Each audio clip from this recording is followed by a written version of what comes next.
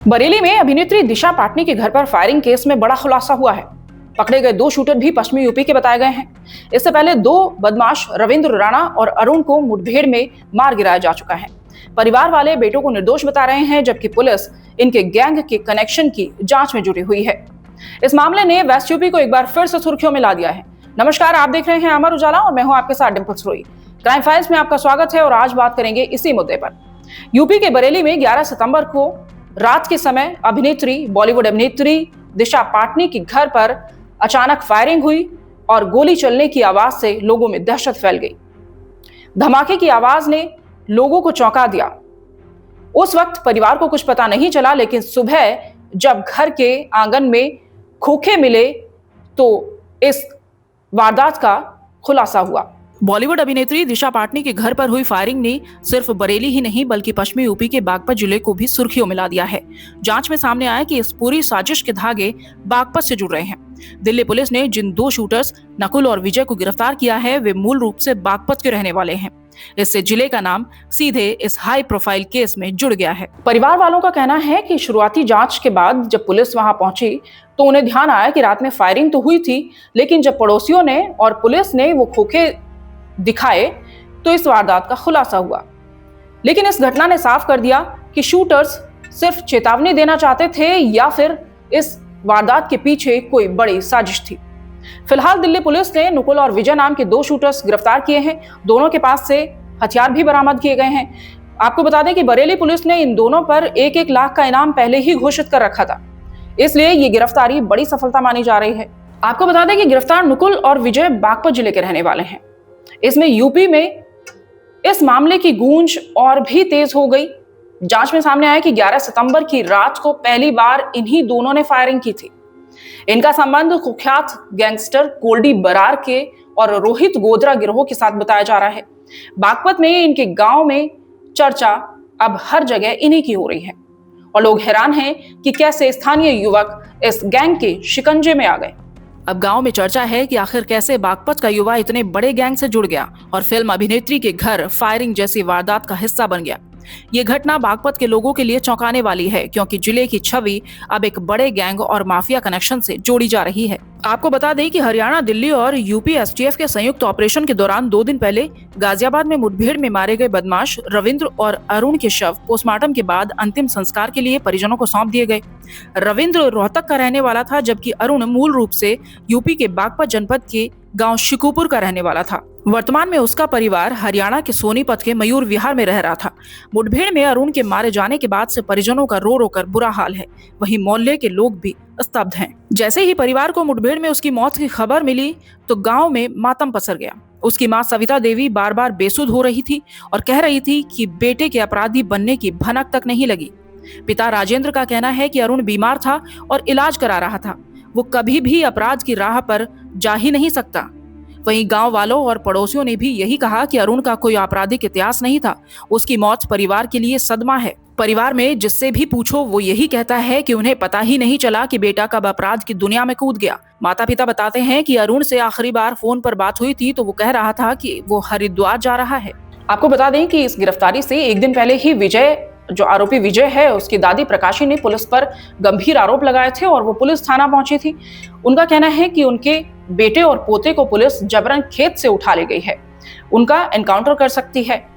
उन्हें बाद में मीडिया से पता चला कि वो दिशा पाटनी के घर पर फायरिंग के आरोपी हैं। अब उन्हें उनकी जान की चिंता हो रही है। ये गिरफ्तारी से पहले की बात है। फिलहाल पुलिस ने नकुल और विजय को गिरफ्तार कर लिया है और दोनों को रिमांड पर लेने की तैयारी चल रही है। वहीं परिवार का आरोप है कि पुलिस इन्हें मुठभेड़ का हवाला देकर उनकी हत्या कर सकती है। उन्होंने उच्च स्तरीय जांच की मांग की है और कोतवाली बड़ौत में शिकायत भी दर्ज कराई, लेकिन उस पर कोई कार्रवाई नहीं हुई है। कहाँ की रहने वाली हो? जो दिशा पाटली का रात में एनकाउंटर हुआ 2 लड़कों का, उसमें आपके पोते और एक लड़के को उठा रखा, पूरी घटना बताइए क्या है? अच्छा, उनका नहीं कोई मददगार कर। कितनी आपने बताई आपको? घर से 9 बजे चले शौकिंदर विजय, बुग्गी में बैठ गए। वो तो हाँक रहा था, वो पीछे बैठा था। बैठे हुए चले आए, जाके 1-1.5 रोटी काटी थी दोनों ने। इतने में लड़के पहुंच गए 4-5। फिर एक ने फोन कर दिया, फिर वहाँ गाड़ी आ गई। गाड़ी में बैठा कर दोनों को ले गए। साथ में मालिका मौजूद है सामने वहाँ वे करके। फिर वे ले गए। लड़का कहने लगा मेरे वाला अब मैं इसको जान नहीं देता, बात बताओ क्यों ले जाओ खींच कर, कैसे ले जा रहे। कहने लगा हमें इन तक बात पूछनी दो जाकर, और बात करे कह लगा तुम्हारे सामने पूछ मैं भी चलूंगा। तो साथ में चले गए उसके, यूँ कह लगा हम तो नहीं जाते, रोटी काट के चलेंगे तुम्हारे गुरु साल। कह लगा नहीं जाते हम नहीं जाया करते। उन्होंने रुका रोड़ा किया, जना मार दाड़ भी करी के, मैं तो पास में थी नहीं, पर बताओ मालिका पीट छेद करी, मार पीट करी, गाड़ी में बैठा कर ले गए। फिर वहाँ से बैठा कर चौकी पर ले आए उस गाड़ी को। गाड़ी उसके पास है, मतलब महाराज चक उसके मंडप के पास है, वहाँ चक रोड जा रही उस पर। फिर उन्हें बैठा के चौकी पर ले आए, फिर चौकी पर ले जाकर फिर वापस ले गए।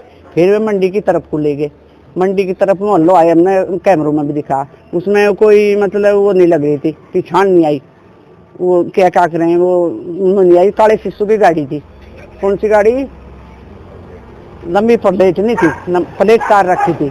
तो फिर हम बैठे रहे, हम कोई मतलब नहीं, कोई सूचना नहीं मिली, कोई सूचना नहीं मिली। अब बावे बावे जो नहीं आई रोटी लेके, फिर वहाँ कदा 2 दिन खिलाते हो, कभी कट वो ना हो। मैं इंतजार करेगी, खाना बनाऊँ घर कच्ची, घर पर इंतजार करेगी।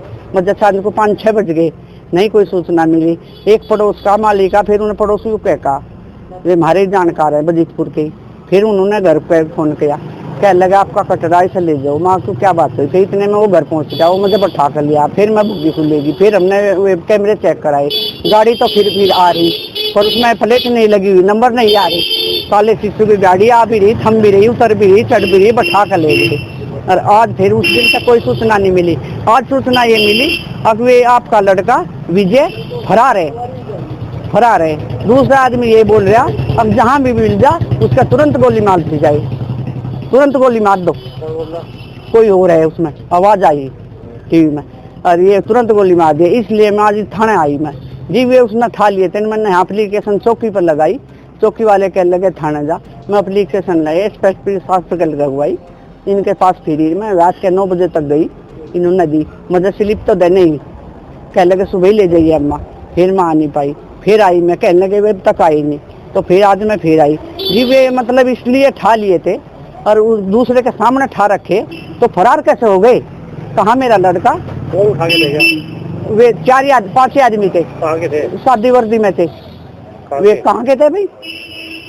अरे वो बताते रही मैं, कहाँ का थाना लगे टोनी से। आपको क्या डर है, आपको जो थाने आई हो, कोतवाली आई हो? आप मुझे ये डर है अगर कोई मेरे बच्चों को हादसा ना हो जा, कोई गोली मार के ये ना कह दे कि तो भाग रहे थे, कि फरार थे, कि मार ना दे, मर्डर ना कर दिया जाए।